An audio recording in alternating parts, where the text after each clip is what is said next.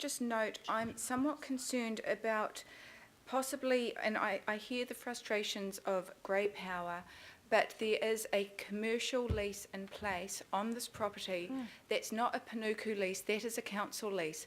That means we all have obligations to the tenant in there, and I'm concerned at the proposal to try and leverage the outcomes that grey power may want to achieve. Point of order. Point of order. Hang on. Point of What's order. your point I of believe Letizia, who I have the utmost respect, is just getting a little bit outside her delegations.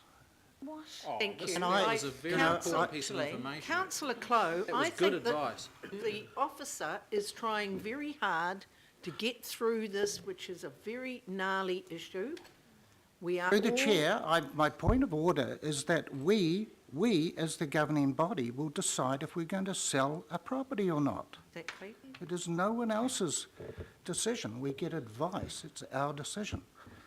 The point I I'm think making. the point that the mayor was making as well is that people have got a commercial lease here That's right. with us, and they need to be protected. Right, now.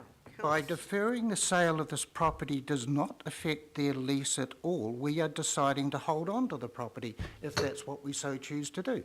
That is our right.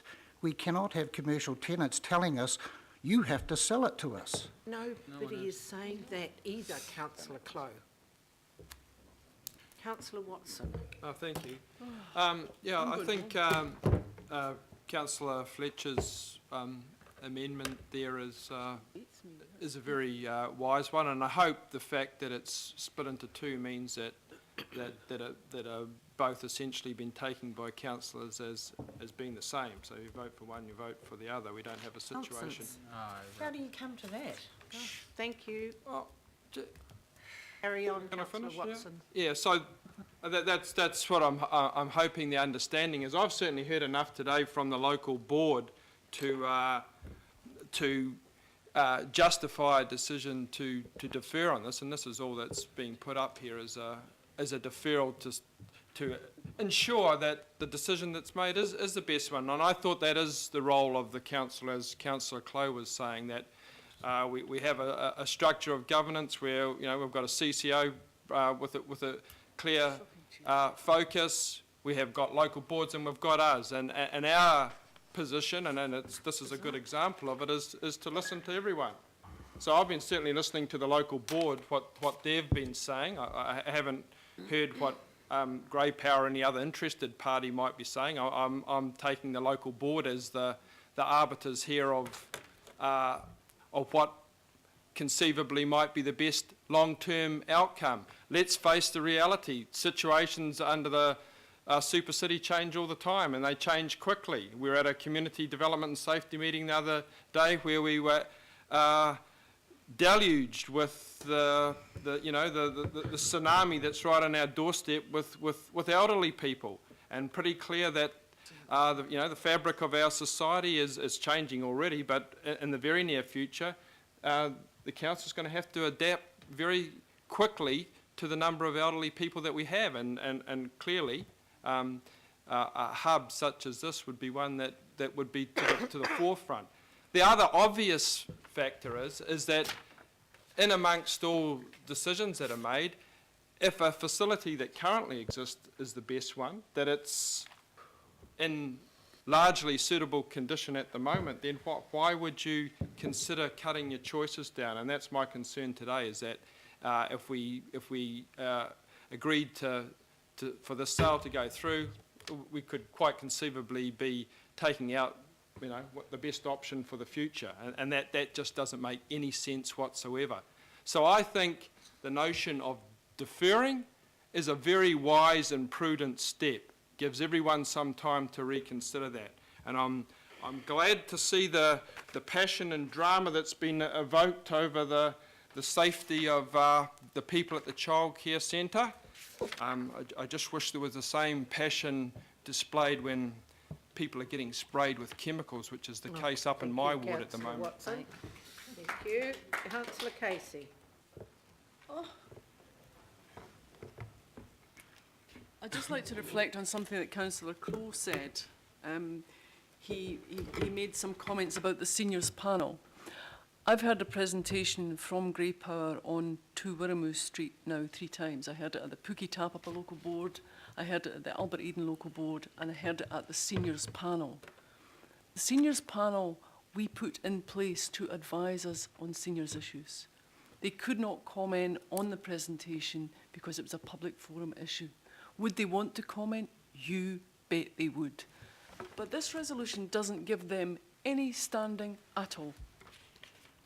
So I'm very happy to support a deferral, and I'll tell you my reasons for that in a second, but we can't just give the Chief Executive the power to do this, because we have a group of people that we put in place to give us advice. So I would like to amend the first one to make sure that first and foremost we seek the advice of our Seniors Advisory Panel.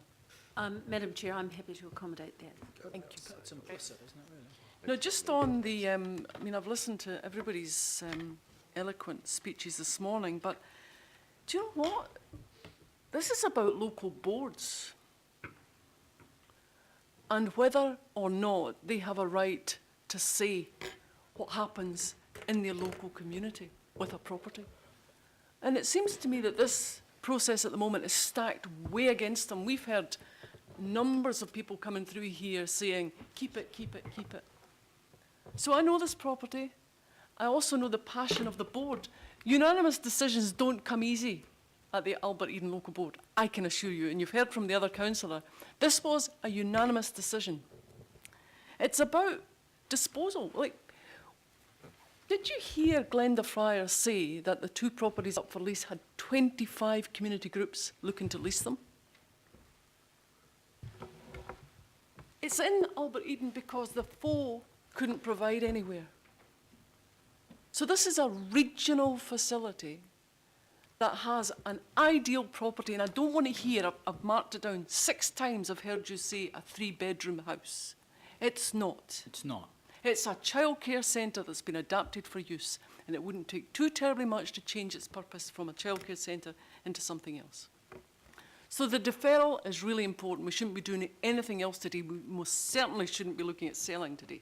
So the deferral I support, so that we can all go back to the drawing board and have a look at the best use of this property, the best use into the future. And I would suggest that the best use is a community facility that's available for lots of the groups that need it. And I know that the community facilities people don't share that, but the other thing is something John said, the seniors hub.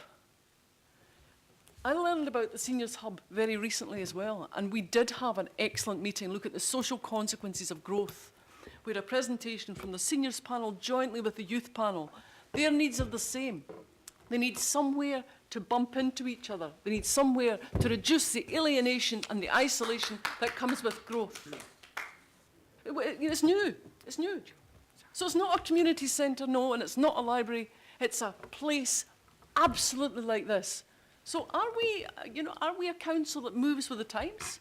Because if so, that's the real reason we should be supporting the amendments as proposed by Councillor Fletcher, and I'm happy to second them with the changes that we've agreed on. Through the chair. And I. Thank you, Madam Chair. We're growing at a rate of about 50,000 people per year.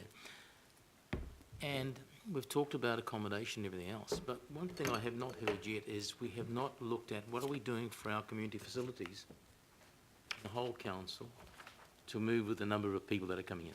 That hasn't come into it at all. We have a situation here with the child centre, which I put an equal status to the Grey Power needs, and therefore we can't disrupt that as well. But we have a responsibility to provide the facilities needed for the elderly people.